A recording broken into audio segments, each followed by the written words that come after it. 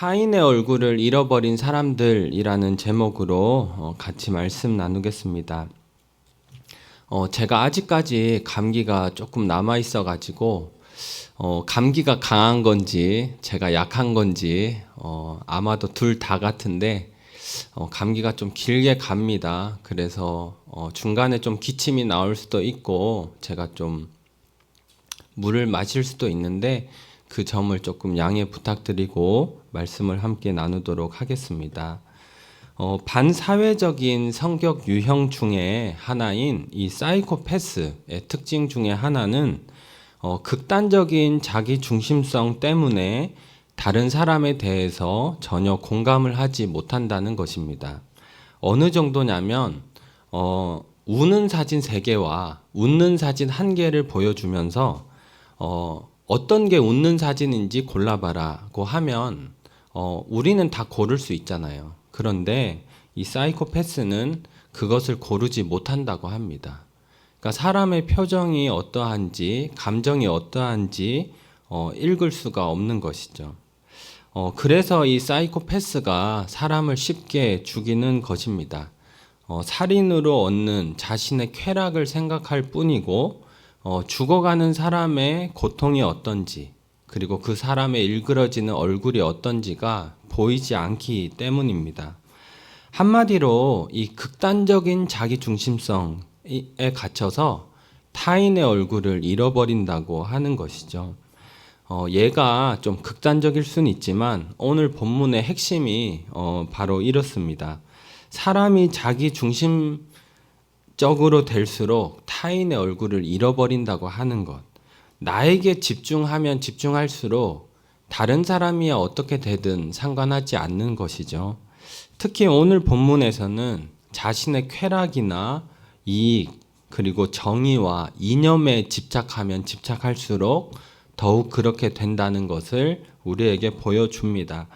이것을 기억하시면서 오늘 말씀을 함께 들으신다면 사사기 결론이 담고 있는 마지막 메시지가 어떤지 충분히 이해하실 수 있으실 겁니다. 사사기 19장 1절을 보면 이스라엘의 왕이 없다라고 말합니다. 이스라엘의 왕은 하나님이시기 때문에 이스라엘의 왕이 없다는 것은 하나님을 잃어버렸다는 것을 말합니다.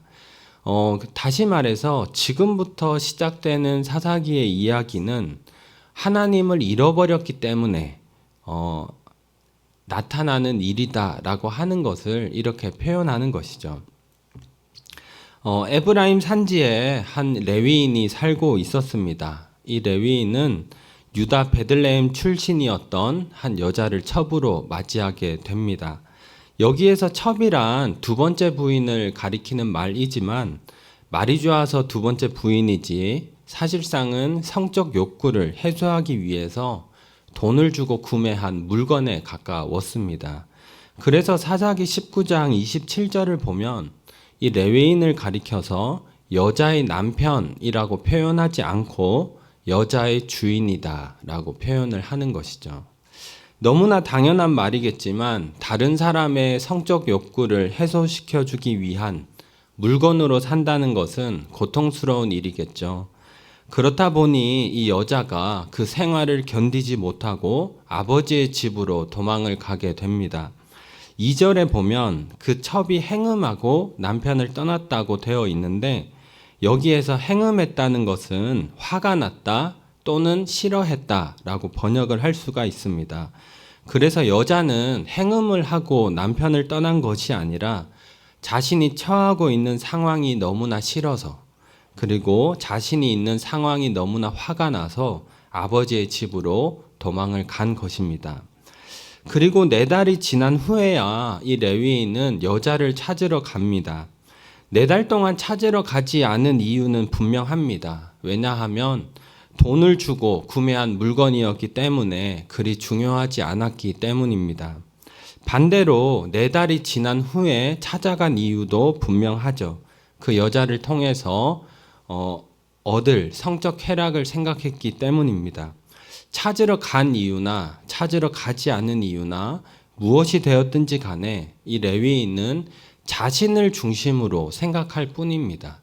여자의 입장에서 생각하지 않고 자신의 입장에서만 이 여자를 바라볼 뿐인 것이죠. 그런데 더 놀라운 것은 이 여자의 아버지도 마찬가지라고 하는 것입니다. 3절에 보면 이 레위인이 여자의 집에 도착했을 때 여자의 아버지는 이 레위인을 보고 기뻐했습니다. 자신의 딸에게 어떻게 그럴 수 있냐. 당장 무릎을 꿇고 머리를 땅에 박고 용서를 구해라. 그래도 모자랄 판인데 이 레위인을 보더니 기뻐했던 것이죠. 4절 이후를 보면 이 여자의 아버지가 레위인을 5일 동안 대접을 하게 되는데 그 당시의 문화에 비추어 보면 평균적으로 3일을 대접하는 것이 관례였다고 합니다. 근데 5일을 이제 대접을 했다는 것은 그러니까 상당히 극진히 그리고 기쁨으로 대했다는 것이죠. 이 여자의 아버지가 왜 그렇게 기뻐하며 레위인을 맞이했을까? 이유는 두 가지입니다. 첫 번째는 아버지 자신의 명예를 회복할 수 있기 때문입니다. 고대 근동은 명예와 수치의 문화인데 결혼을 보낸 딸이 그것도 도망을 쳐서 왔다라고 하는 건 이 딸을 보낸 아버지에게 수치였던 행동이었습니다. 그래서 이 레위인이 딸을 다시 데리고 간다면 아버지 자신의 명예를 회복할 수 있기 때문에 이 아버지가 레위인을 보고 기뻐했던 것이죠. 그리고 두 번째는 경제적인 손해를 보지 않아도 되었기 때문입니다. 그 당시의 문화로 지참금을 받고 딸을 주었겠지만 사실상 돈을 받고 딸을 판 것이기 때문에 딸이 도망쳐 오면 거기에 대한 대가로 아버지는 어떤 형태로든 경제적인 손실을 입어야 했습니다. 그래서 이 레위인이 딸을 다시 데려간다면 자신은 경제적으로 손해를 보지 않아도 되었기 때문에 아버지가 기뻐했던 것입니다. 이 레위인은 여자를 통해서 자신이 얻게 될 성적인 쾌락을 생각했고 아버지는 이 여자를 통해서 얻게 될 자신의 명예, 그것을 생각했습니다. 그러니까 누구도 이 여자의 마음이 어떠한지 고려하지 않는 것입니다. 아버지가 레위인을 기뻐했던 순간 이 여자는 알았을 것입니다. 누구도 자신의 고통스러운 얼굴을 바라봐 주지 않는구나. 내가 도망갈 곳이 없구나. 라고 하는 것을 알았을 것입니다. 결국에 여자는 자신이 왔던 곳으로 의지와 상관없이 가게 되는데 거기에서 아주 많은 일들을 앞으로 경험을 하게 됩니다. 저희 사사기 19장 10절부터 12절까지 같이 한번 읽도록 하겠습니다. 시작. 그 사람이 다시 밤을 지내고자 하지 아니하여 일어나서 떠나 여부스 맞은편에 이르렀으니 여부스는 곧 예루살렘이라. 안장 지운 나귀 2마리와 첩이 그와 함께 하였더라.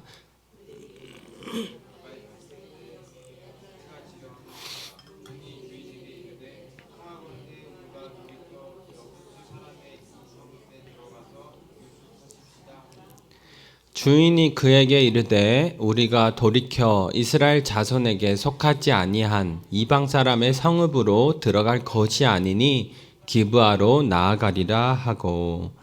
10절을 보면 이 레위인은 이제 여자를 데리고 자신의 집이 있었던 에브라임 산지로 가는데 그 가는 중에 여부스라는 곳에 이르게 됩니다. 베들레헴에서 여부스까지는 약 10km 정도 거리가 되기 때문에 한 2시간 정도를 조금 넘게 걸었을 것입니다. 그런데 워낙 출발을 늦게 했기 때문에 어느새 해가 지고 있었고 여부스에서 또 에브라임 산지까지 가려면 한 10시간 정도는 더 걸어가야 했기 때문에 날이 어두워지기 전에 하룻밤을 이제 묵어야 하는 곳을 찾아야 했습니다. 그래서 11절에 보면 이 종이 주인에게 이렇게 말을 하죠. 여부스 사람의 성읍으로 가서 머물면 어떻겠습니까? 그러자 레위인은 우리가 이방 성읍으로 갈 것이 아니니 기브아로 가자라고 대답을 합니다. 이 두 사람의 대화를 보다 보면 사실 엄청나게 이상한 점이 있습니다. 그것을 발견하시겠습니까? 10절에 보면 안장을 지운 나귀가 몇 마리입니까? 네, 10절 보고 계시죠? 네. 안장을 지운 나귀가 몇 마리죠? 2마리입니다. 그런데 본문에 등장하는 사람은 총 몇 명입니까? 3명이죠. 레위인과 종과 여자. 근데 레위인과 종이 둘만 대화하는 걸 봐서는 누가 나귀를 타고 있겠습니까? 레위인과 종이 타고 있겠죠. 그러면 여자는 어떻게 오고 있다는 것입니까? 혼자 뒤에서 걸어서 오고 있다는 것입니다. 여기에서 알 수 있는 건 종이잖아요. 노예잖아요. 그런데 이 여자는 노예보다도 못한 취급을 받고 있다는 것입니다. 그리고 이것은 이후에 더 자세하게 나타나는데 사사기 19장 20절에서 22절 말씀을 같이 한번 읽도록 하겠습니다. 시작. 그 노인이 이르되 그대는 안심하라. 그대의 쓸 것은 모두 내가 담당할 것이니 거리에서는 유숙하지 말라 하고 그를 데리고 자기 집에 들어가서 나귀에게 먹이니 그들이 발을 씻고 먹고 마시니라. 그들이 마음을 즐겁게 할 때에 그 성읍의 불량배들이 그 집을 애워싸고 문을 두들기며 집 주인 노인에게 말하여 이르되 내 집에 들어온 사람을 끌어내라. 우리가 그와 관계하리라 하니. 레위인은 기브아에 도착하고 나서 한 노인을 만나게 됩니다. 지금도 그렇지만 그 당시의 중동에서는 나그네를 환대하는 문화가 있었기 때문에 거리에서 만난 노인은 자신이 하룻밤을 책임질 테니 거리에서 머무르지 말라고 합니다. 그렇게 레위인은 이제 기브아 거리에서 만난 이 노인의 집으로 가게 되는데 이 소문이 언제 퍼졌는지 그 성읍의 불량배들, 직역을 하면 벨리알의 아들들, 멸망의 자식들이라고 불리는 이 위험한 사람들이 노인의 집을 찾아오게 됩니다. 22절에 보면 불량배들은 한두 명이 아니라 그 집을 에워쌀 정도로 많았습니다. 그 사람들이 닫힌 문을 위협적으로 두들기면서 노인에게 이렇게 말을 하죠. 내 집에 들어온 사람을 끌어내라. 우리가 그와 관계하겠다. 여기에서 관계하겠다라고 하는 단어는 사실 성적으로 관계를 맺겠다는 뜻입니다. 그래서 겉으로 보면 이 사람들이 지금 동성애적인 행위를 하는구나라고 보이지만 실제적인 의미는 동성애라기보다는 이 외부 사람에게 완전히 수치를 주어서 누가 우위에 있는지를 보여주고자 했던 것입니다. 이러한 상황에서 레위인은 자신의 첩을 붙잡아서 그 사람들에게 내어주게 됩니다. 그것이 25절인데 저희 25절 같이 한번 읽도록 하겠습니다. 시작. 무리가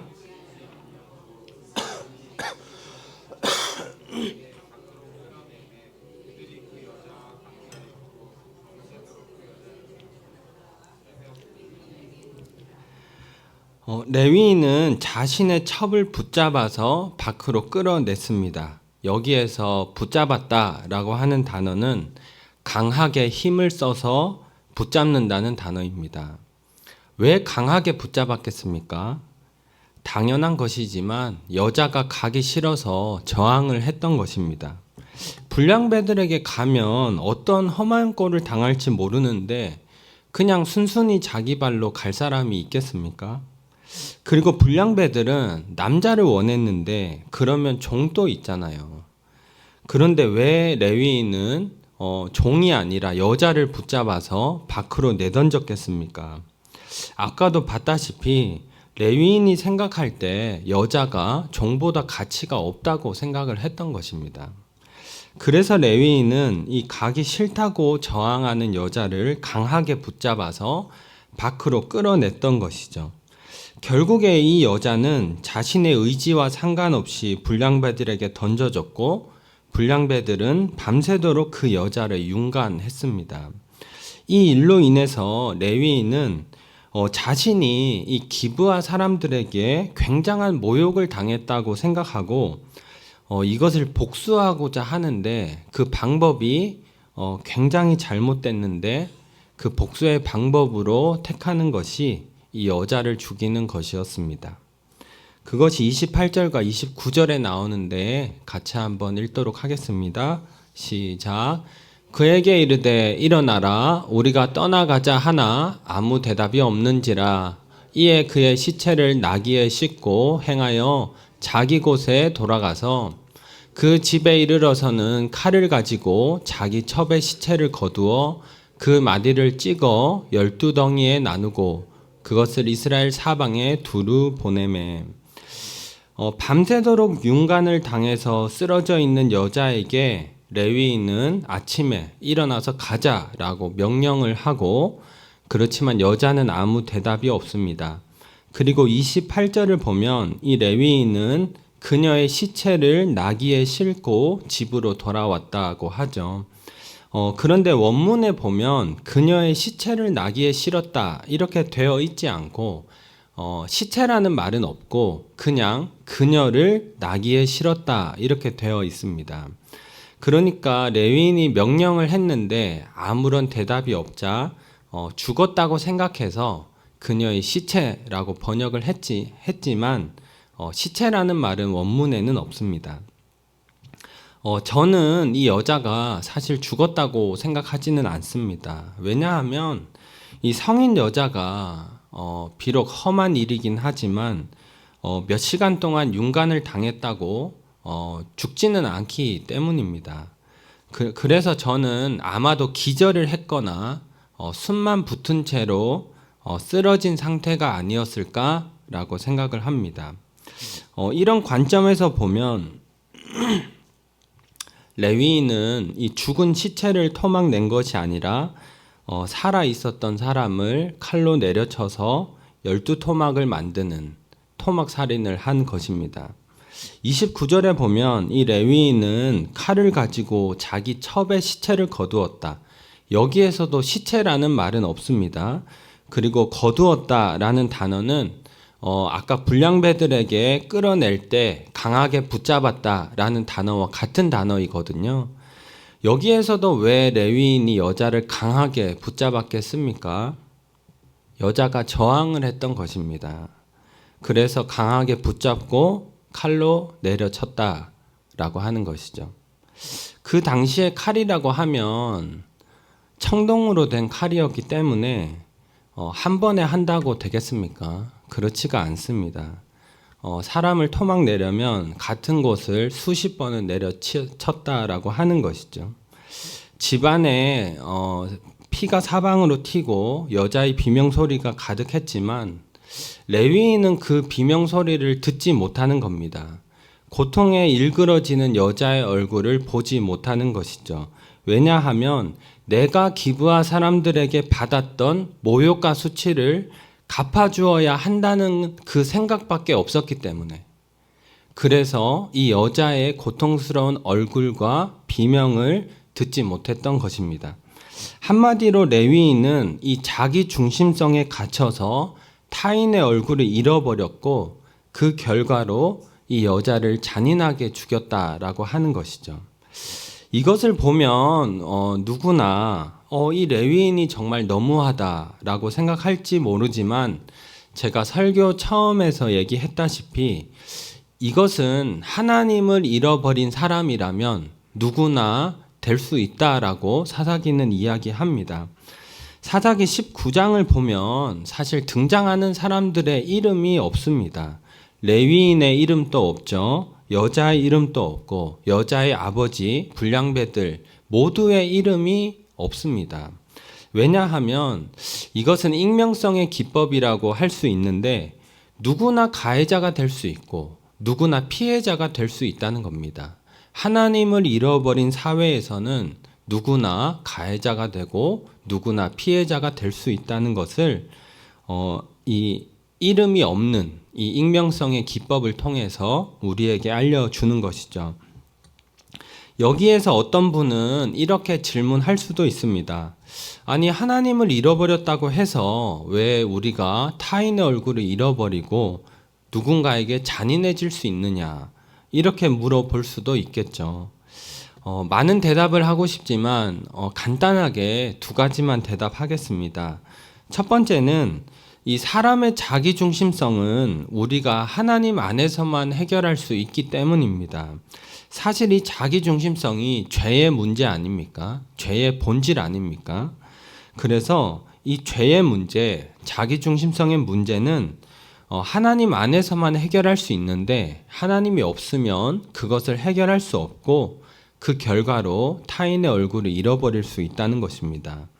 그리고 두 번째는 사람의 존엄성이란 결국에 하나님의 형상에서부터 출발하는 것인데 하나님을 잃어버리면 당장에는 아니더라도 언제든지 사람에 대한 존엄성을 잃어버릴 수 있다는 것입니다. 이렇게만 대답을 드리고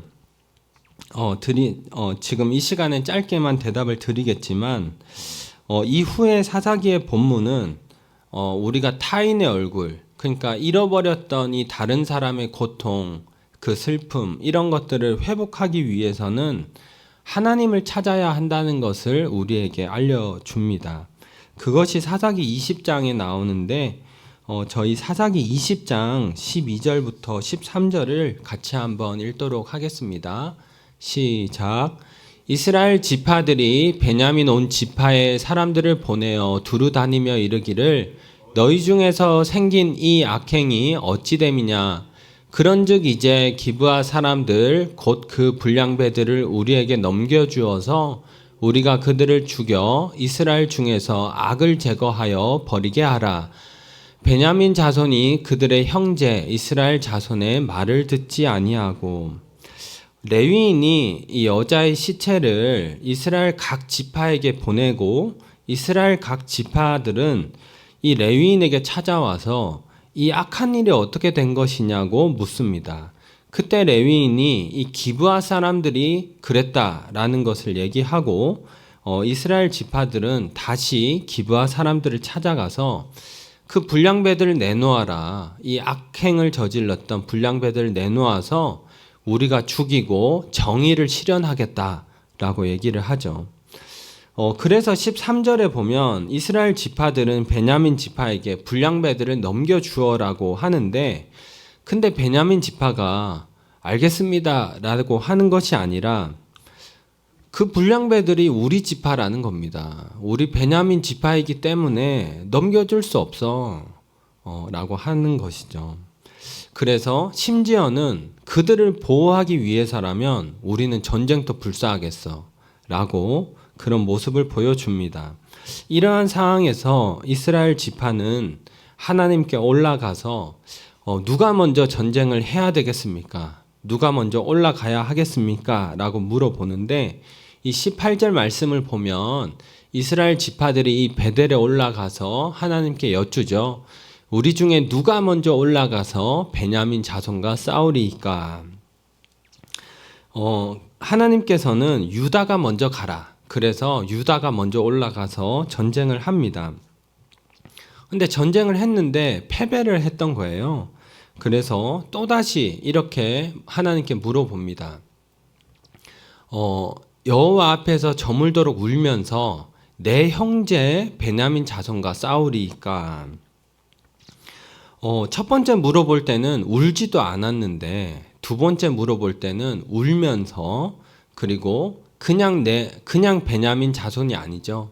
누구라고 합니까? 내 형제라고 하죠. 그러니까 전쟁에 진 것이 슬퍼서가 아니라 베냐민 지파와 죽고 죽이는 전쟁을 하면서 이들도 내 형제인데 라고 하는 것들이 보이기 시작한 겁니다. 그래서 내 형제와 싸워야 하겠습니까? 그 사람들도 우리의 형제인데 이렇게 죽고 죽이는 게 맞는가 하는 생각에 눈물을 흘리면서 하나님께 물어보는 것이죠. 하나님은 올라가라. 그래서 또 올라가서 싸우는데 또다시 패배를 하게 됩니다. 그리고 마지막 세 번째로 하나님께 이렇게 물어보게 됩니다.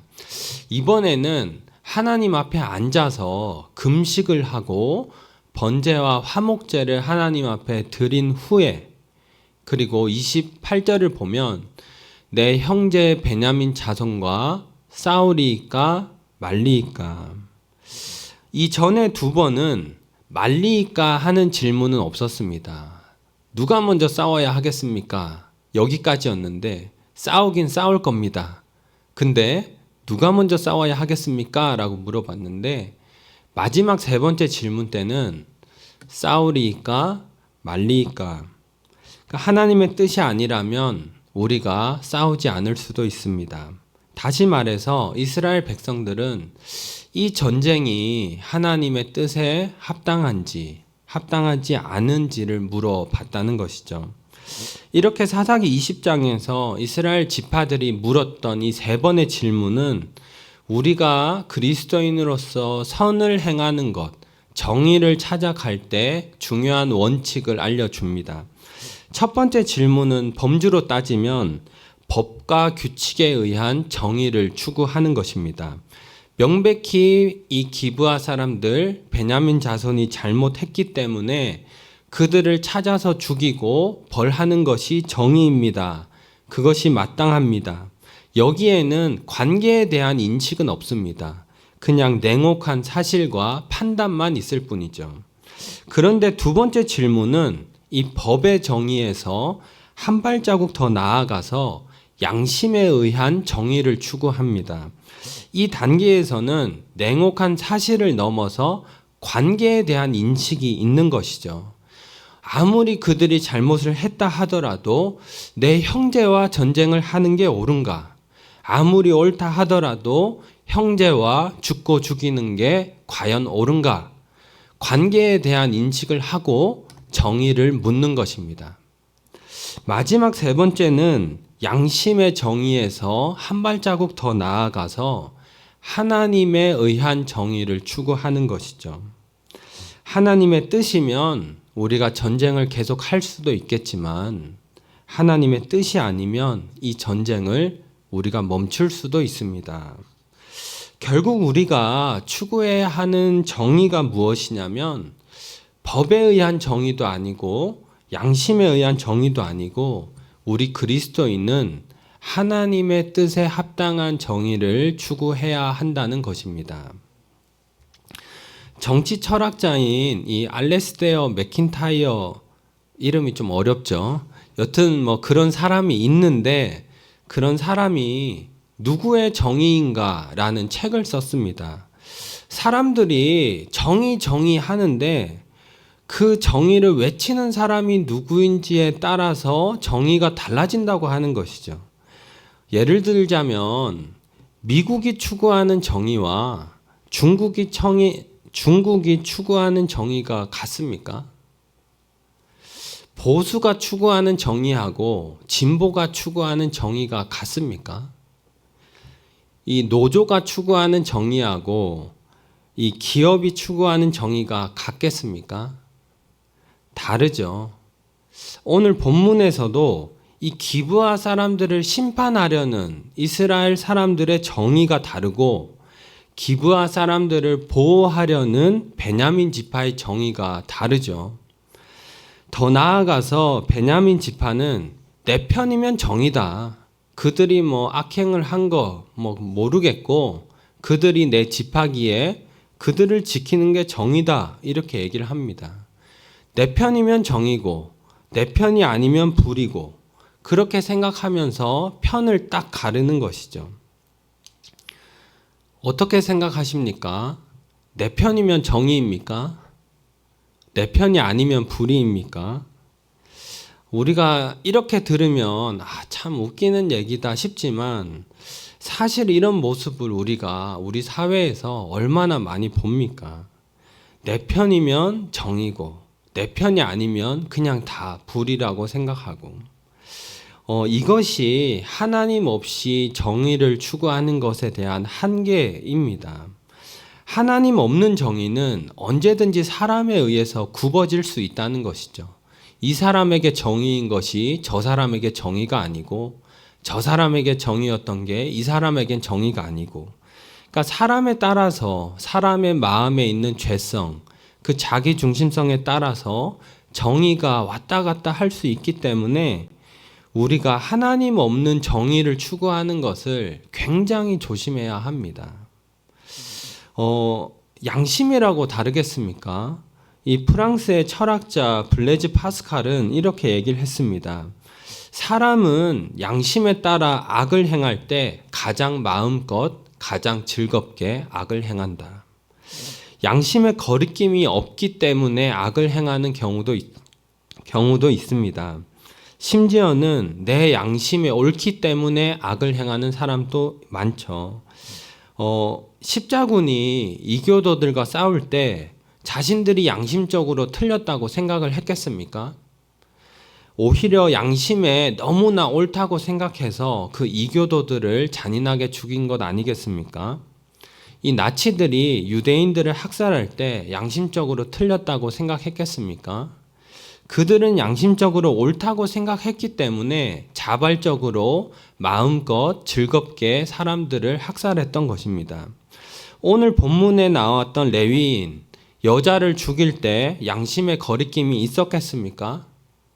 없었죠. 내가 받은 모욕을 돌려주는 것이 정인데 그렇게 생각을 했기 때문에 양심의 거리낌 없이 여자를 그렇게 잔인하게 죽였던 것입니다. 정당한 복수라고 생각했기 때문에, 그것이 자신이 할 수 있는 올바른 정의라고 생각했기 때문이죠. 그러니까 사람이 양심의 거리낌 없이 확신 속에서 얼마든지 잔인해질 수 있더라 하는 것을 오늘 본문이 또 보여주는 것입니다. 그래서 우리가 하나님 없이 양심적으로도 정의를 추구하는 것도 조심을 해야 한다. 언제든지 우리 사람의 죄성, 자기중심성에 의해서 양심도 언제든지 달라질 수 있기 때문입니다. 그래서 성경은 법이나 어떤 이념에 대한 정의를 넘어서 마음이나 양심에 의한 정의도 넘어서 하나님의 뜻에 맞는 정의를 우리가 추구해야 한다고 말을 하는 것입니다. 결국에 우리가 하나님의 얼굴을 되찾을 때 우리가 잃어버린 타인의 얼굴을 찾을 수도 있고 제대로 된 정의를 찾을 수 있다고 하는 것이죠. 그리고 이 모든 것은 완전한 정의를 반드시 이루실 예수 그리스도를 가리킵니다. 저희 요한계시록 19장 11절 말씀을 같이 한번 읽도록 하겠습니다. 시작. 또 내가 하늘이 열린 것을 보니 보라 백마와 그것을 탄 자가 있으니 그 이름은 충신과 진실이라. 그가 공의로 심판하며 싸우더라. 사도 요한은 이 역사의 끝에 하늘이 열린 것을 보면서 한 백마 탄 자를 보게 됩니다. 근데 그 백마 탄 자, 사실 이분은 예수 그리스도신데 이분이 무엇을 하냐면 공의를 가지고 심판하면서 싸우는 이 전사의 모습을 보여주게 되는 것을 보게 됩니다. 그의 이름을 봤더니 충신과 진실, 다시 말해서 신실함과 진실입니다. 이것은 하나님의 정의만이 완전하다라는 것을 보여줍니다. 하나님께서 강한 힘을 가졌다고 마음대로 심판하시고 정의를 이루시는 분이 아니라 완전히 공정하게 신실함과 진실함으로 정의를 이루신다는 것을 보여주죠. 하나님께서 완전한 정의를 이루시기 위해서 역사의 마지막에 싸우시고 그 정의를 이루실 것이다 라고 하는 것을 요한이 우리에게 알려줍니다. 그래서 우리가 이 땅에서 해야 하는 것은 두 가지입니다. 첫 번째는 하나님의 뜻에 맞는 정의를 우리가 추구하는 것이죠. 물론 부족하다 하더라도 우리가 말씀을 통해서 우리의 신앙을 통해서 할 수 있는 만큼 하는 것입니다. 그렇지만 우리가 아무리 하더라도 이 땅에서 완전할 수가 없기 때문에 두 번째가 필요합니다. 이 두 번째는 완전한 정의를 이루실 하나님을 소망하기입니다. 때로 정의가 이루어지지 않는 현실을 우리가 봅니다. 그러면서 좌절하죠. 하나님, 이것이 무엇입니까? 하나님, 정의롭다고 하시는데 이 세상에 일어나는 이 많은 불의한 일들이 무엇입니까? 때로 좌절할 수는 있지만 우리가 완전히 절망하지 않는 것은 언젠가 이 완전한 정의를 위해서 싸우시고 그것을 이루실 하나님을 우리가 소망하기 때문입니다. 먼 옛날에 아모스 선지자의 말처럼 하나님께서 정의를 물같이, 공의를 마르지 않는 강같이 이루실 줄을 우리가 믿기 때문에 우리가 때로는 좌절을 할 수 있지만 완전히 절망할 수는 없는 것입니다.